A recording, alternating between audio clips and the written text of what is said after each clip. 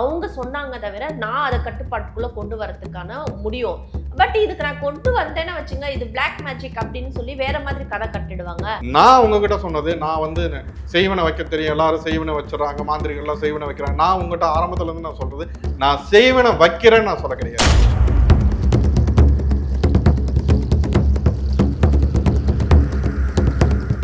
நான் யாருக்கும் என்ன செய்வனையை நான் வச்சிடறேன், நான் இந்த மாதிரி பயம் காட்டுறேன், அந்த மாதிரியான வித்தையில நான் சொல்றேன். இல்ல நான் சொல்றேன், நான் என்ன இருங்க நான் சொல்லி முடிச்சிடறேன். நான் இந்த சூடம் ஏறி வைக்கிறது, இல்லைன்னா இந்த ஆத்மா இருக்குன்னு சொல்லி இந்த மணி ஆட்டுறது, அப்புறம் நான் கண்ணால பார்த்து ஏறி வைக்கிறேன், இந்த வித்தையெல்லாம் நான் ஒரு வித்தைக்காரன் கிடையாது. உன்னோட மந்திர வித்தையை காட்டு அப்படிங்கிற மாதிரி உங்களோட கேள்வி வந்து இருக்கு. மந்திர வித்தையை நான் காட்டுறது, நான் என்ன செய்வனையா? இப்போ ஒரு மாந்திரியனுக்கு செய்வனை வைக்கவும் தெரியணும், எடுக்கவும் தெரியணும், அவன் தான் மாந்திரிகன். இப்ப என்னால செய்வனைய வைக்க முடியுமானா?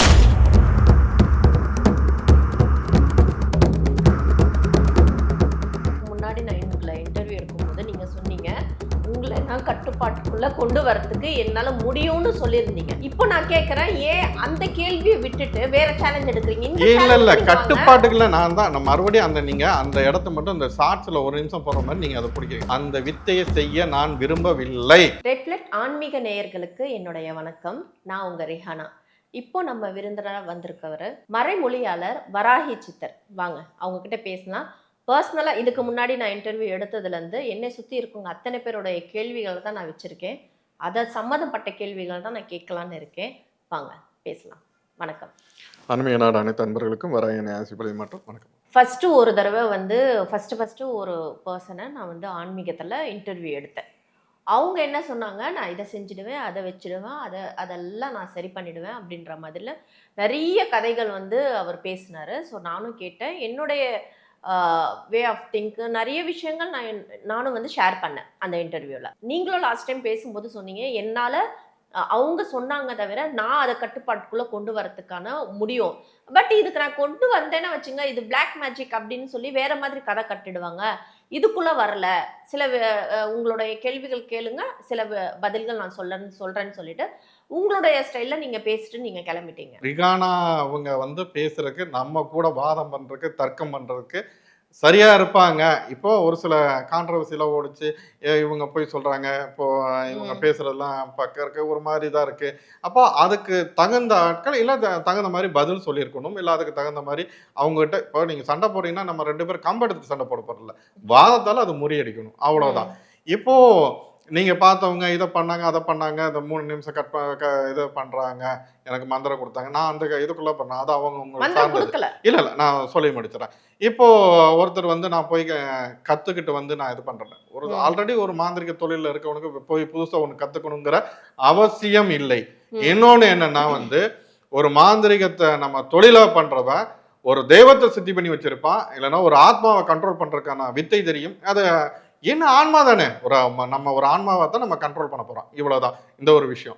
நான் உங்ககிட்ட சொன்னது, நான் வந்து செய்வனை வைக்க தெரியும், எல்லாரும் செய்வனை வச்சிடறாங்க, மாந்திரிகள்லாம் செய்வனை வைக்கிறாங்க. நான் உங்ககிட்ட ஆரம்பத்துல இருந்து நான் சொல்றது, நான் செய்வனை வைக்கிறேன்னு நான் சொல்ல கிடையாது. செய்வனையால பாதிக்கப்பட்டிருக்கேன். இங்க பல பேர் பாதிக்கப்பட்டிருந்தா தான் அதுக்கான இப்போ எனக்கு காய்ச்சல் இருந்தால் தான் காய்ச்சலுக்கான மருந்தை தேடி போவோம். அந்த மாதிரி செய்வனையால பாதிக்கப்பட்டேன். நான் முதல்ல நீங்க எல்லாரும் என்கிட்ட வாங்க, நீங்க செய்வனையால உனக்கு பாதிக்கப்பட்டிருக்கானே வந்துடுறேன். இனி என்ன பண்ணி உன்னால முடியலையா, அதுக்கு உனக்கான நான் என்னோட நீங்க சோசியல் மீடியாலும் சரி, பல இதுலையும் சரி, அதுக்கு உண்டான எல்லா விடயத்தையும் நான் கொடுத்துருக்கேன். இதை பண்ணிக்க, கடவுளை எப்படி கும்பிடு, இந்த மாதிரி தீபாரணை காட்டு, இதுல எல்லாம் முடியல, அதுக்கப்புறம் வேணா நீ என்கிட்ட வா அப்படின்னு தான் நான் சொல்லியிருக்கேன் ஒழிய, நான் யாருக்கும் என்ன செய்வனையை நான் வச்சிடறேன், நான் இந்த மாதிரி பயம் காட்டுறேன், அந்த மாதிரியான வித்தையில நான் சொல்றேன். நான் சொல்றேன், இருங்க நான் சொல்லி முடிச்சிடறேன். நான் உங்களோட வாதத்துல இருந்து நான் எங்கேயுமே மாறி போல. நான் முழுதா என்ன சொல்லுவேன்னா, கடவுள் வழிபாட்டை கையில் எடுங்க அப்படின்னு சொல்லுவேன். அந்த பிரச்சனையை சம்மந்தப்பட்டவங்களுக்கு பிரச்சனையை நான் தீர்க்கிறேன்னு சொல்லியிருக்கேன். இப்போ உங்களை இப்போ என்னன்னா என்ன வாதம் ஓடிட்டு இருக்குன்னா, இந்த ரிகானா 3 நிமிஷம் கண்ட்ரோலை வைக்க முடியுமான்னு, இதை நான் ஆரம்பத்துல இருந்து நான் சொல்றது, நான் இன்னைக்கு வரைக்கும் அதை நான் கமெண்ட்ஸ்ல கூட யாரும் என்ன வேணாலும் சொல்லலாம். இந்த 3 நிமிஷத்துல கண்ட்ரோல் பண்ண நானும் கிப்னாட்டிசம் படிச்சிருக்கேன். அங்கே நான் ஏன் போனேன் அப்படின்னாக்கா, இங்கே சென்னையில தான் எனக்கு அவர் மேல மரியாதை இருக்கு. இங்க வந்து அதை வந்து இந்த ஆன்மீகவாதிகள் பொய், மந்திரவாதிகள் பொய் அப்படிங்கிற மாதிரி ஒரு அந்த மேஜிக்கை வச்சு ஒரு வாதம் ஓடிட்டு இருந்துச்சு. நான் அதை வந்து முறியடிக்கணும், இல்லை அது என்னங்கிறது தெரிஞ்சுக்கணும், இவங்க என்ன பண்றாங்கிறக்காண்டி நான் அங்கே போனேன். அப்போ அங்கே போனதுக்கு அப்புறம் தான் அந்த ஒரு சில வித்தைகள், அப்புறம் நாங்கள் அவங்களுக்குள்ள பேச போக எங்களுக்குள்ள ஒரு சில விஷயங்கள் கருத்து பரிமாற்றங்கள்.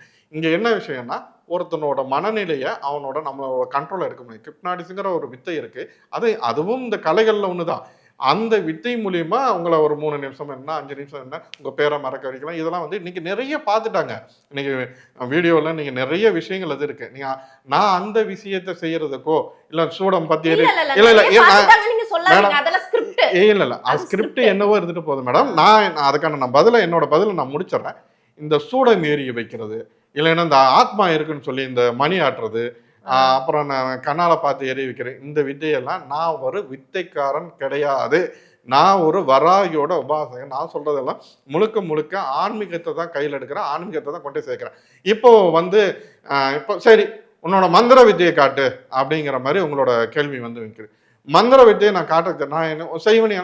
இப்போ ஒரு மாந்திரியனுக்கு செய்வனை வைக்கவும் தெரியணும், எடுக்கவும் தெரியணும். அவன் தான் மாந்திரிகம். இப்ப என்னால செய்வனையை வைக்க முடியுமானா, எனக்கு பிரம்மாசிரமம் எனக்கு ஒரு பிரச்சனை வந்தா நான் வந்து வேற ஒரு இலக்கை நோக்கி போயிட்டு இருக்கேன். நான் செய்வனை வைக்கணும், இல்லை அவங்களுக்கு எடுக்கணும் அடிக்கணுங்கிற அந்த நோக்கம் எனக்கு கிடையாது.